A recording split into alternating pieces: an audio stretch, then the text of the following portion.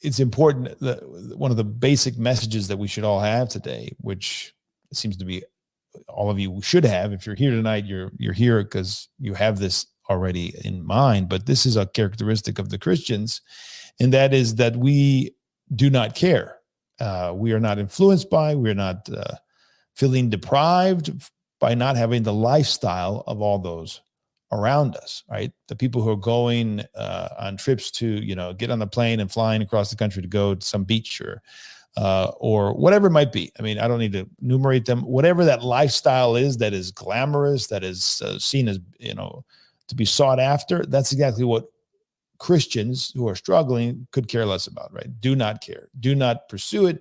Are not interested in it. Does not inspire them. Does not give them peace. They do not waste their money on things that are not going to be profitable for the soul. They're going to be focused on that. Doesn't mean they don't have time for their family and all the rest, but I mean the excessive lifestyle, which is essentially an idolatrous lifestyle. It's a very basic and important that all of us who are struggling for the kingdom do not care about that, right? We're not swayed by not being a part of that lifestyle, the rock stars or whatever it is, the Hollywood, all this stuff. And that has to, of course, be passed on to our children. And they don't feel deprived. They don't become jealous of the success of their neighbors, right? They don't say, oh, look at our non-Orthodox neighbors. They get to do this, that, and the other thing. They're able to do all these things that we're not able to do. They have it all. Yeah, but they're not close to God. They don't live for God. I just had a young man stop me a couple of days ago here, yesterday actually, at the monastery, and he was visiting, and he said, he was in the Greek military, and then he came back here, and he's in the went to the U.S. military. I think it was National Guard, and at some point there was a huge number of in this massive auditorium, whatever, and the person asked, "How many of you are of faith? How many people here tonight? Today, 150, 200 young men believe in God," and 2 hands went up, his and another Roman Catholic.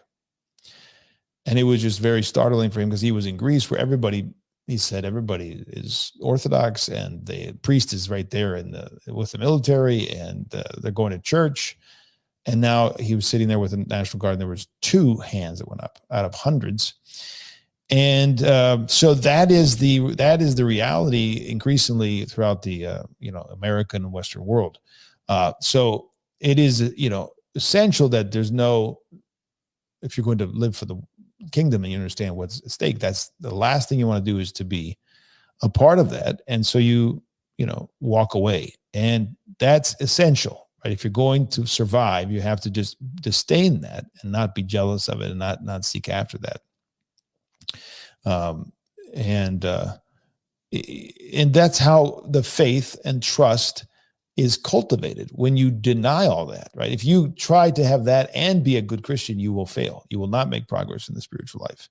If you want to have 2 masters, as the Lord says, you want to have the worldly way, the worldly pursuits, the worldly success, and you also want to be on Sunday, to be a good Christian, quote unquote.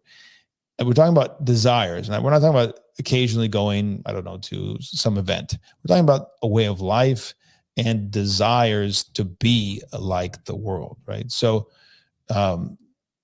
we have to remember death, remember the second coming, meditate on these things, and desire that all come to the knowledge of truth around us, but not be impressed and not be stirred by the crowds. Otherwise, again, there's no spiritual progress, but now also you're in danger of not being prepared to deny yourself when the struggle begins, the real intense struggle, and challenge to your faith. So it's now when you have peace. It's now when you don't have any serious struggles, from the outside toward us as Orthodox, before, persecution, whatever. Now's the time that you cultivate all that and you become dispassionate and disinterested, so that it doesn't touch you.